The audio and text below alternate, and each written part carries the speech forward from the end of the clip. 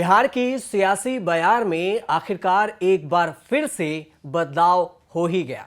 नीतीश कुमार ने एक बार फिर बिहार के मुख्यमंत्री पद की शपथ ली और पाला पलटते हुए राजद के साथ सरकार बनाई। नीतीश कुमार मुख्यमंत्री हैं और तेजस्वी यादव राजद से हैं, वो उप मुख्यमंत्री हैं बिहार के। लेकिन आज सबसे बड़ा सवाल यह है कि जदयू के साथ रिश्ता टूटने से 2024 के समीकरणों में बीजेपी को कितना नुकसान होगा, यानी 2024 के चुनाव में बीजेपी को कितना नुकसान होगा। आंकड़ों से इसकी पूरी गणित को समझते हैं कि नीतीश के जाने से बीजेपी को कितना नुकसान हो सकता है। बिहार में सबसे बड़ा सवाल यही है कि केंद्र में तीसरी बार सत्ता में आने का सपना देखने वाली बीजेपी के लिए अब राह आसान नहीं है। खासकर तब इसे और भी बल मिल गया जब नीतीश कुमार ने मुख्यमंत्री पद की शपथ लेने के ठीक बाद पीएम मोदी की तरफ इशारा करते हुए कहा कि जो 2014 में आए वो 2024 के बाद रह पाएंगे या नहीं, उन्हें 2024 की चिंता करनी चाहिए। सीधे सीधे कहा है कि 2024 में उन पर संकट है। इस बीच लोगों के मूड को जानने के लिए इंडिया टुडे ग्रुप ने सी वोटर के साथ मिलकर सर्वे किया है। सर्वे के मुताबिक देश में अगर आज लोकसभा के चुनाव होते हैं तो फिर से बीजेपी के नेतृत्व वाले एनडीए की सरकार बनेगी, लेकिन उसे बिहार की राजनीति में हुए बदलाव के कारण खामियाजा उठाना पड़ेगा। नुकसान भी बीजेपी को बहुत ज्यादा होगा।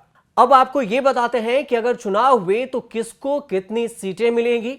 इस सर्वे के अनुसार से अगर आज लोकसभा के चुनाव हुए तो 543 सीटों में से एनडीए को 286 सीटें, यूपीए को 146 और अन्य दलों को 111 सीटें मिलेंगी। सर्वे के मुताबिक अगर 1 अगस्त को यानी बिहार में सत्ता परिवर्तन से पहले चुनाव होते तो एनडीए को 307 सीटें, यूपीए को 125 सीटें और अन्य दलों को 111 सीटें मिलती। सर्वे के अनुसार नीतीश कुमार से नाता टूटने के कारण बीजेपी को करीब 21 सीटों का भारी नुकसान उठाना होता अगर अभी चुनाव हो तो। बिहार की सत्ताधारी पार्टी जेडीयू और आरजेडी अभी से ही लोकसभा चुनाव 2024 की तैयारी शुरू कर दी है। नई दिल्ली में लालू से मुलाकात के बाद लल्लन सिंह ने दावा किया, जो जेडीयू के अध्यक्ष हैं, कि बीजेपी 2024 में अब केंद्र सरकार से बाहर जाएगी। उन्होंने कहा कि बीजेपी 3 राज्यों बिहार, झारखंड और पश्चिम बंगाल में 2019 की अपनी जीत के आंकड़े में से 40 लोकसभा सीट हार जाएगी। गौरतलब यह है कि बीजेपी ने बिहार, झारखंड और पश्चिम बंगाल में 2019 में 47 सीटों पर जीत दर्ज की थी। उस वक्त जेडीयू बिहार में 7 थे। अब आपको बताते हैं कि कौन बनेगा देश का प्रधानमंत्री। यह सर्वे किया गया इंडिया टुडे ग्रुप के सी वोटर को लेकर। अगर देखें तो इस सर्वे में देश के अगले प्रधानमंत्री को लेकर भी सवाल किया गया। सवाल पूछा गया कि देश का अगला प्रधानमंत्री कौन हो सकता है। लोगों का मूड जाना गया। इस पर करीब 53% लोगों ने मौजूदा प्रधानमंत्री नरेंद्र मोदी को वोट किया। वहीं इसके बाद कांग्रेस के सांसद राहुल गांधी रहे, जिन्हें 9% वोट मिले। इनके अलावा तीसरे नंबर पर दिल्ली के मुख्यमंत्री और आप के संस्थापक अरविंद केजरीवाल रहे, जिन्हें 7% लोगों ने वोट किया।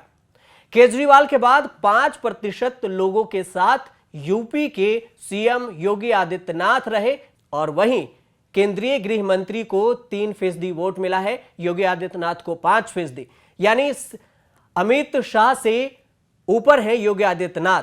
अब एक आंकड़े सामने आए जिसके अनुसार से आज आम चुनाव होने पर एनडीए का वोट ज्यादा रहेगा। ये तो आंकड़े थे।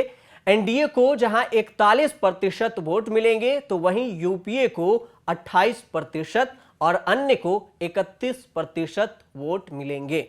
इस सर्वे में करीब 1.25 लाख लोगों को शामिल किया गया था और यह फरवरी से लेकर 9 अगस्त 2022 के बीच में सर्वे किया गया कि इस सर्वे में क्या रहेगा देश का मूड।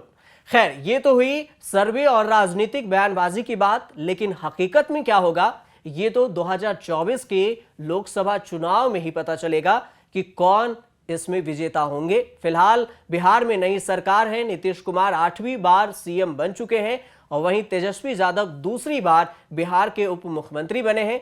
महागठबंधन की इस सरकार में 7 पार्टियां शामिल हैं और 15 अगस्त के बाद कभी भी नीतीश कैबिनेट का विस्तार हो सकता है।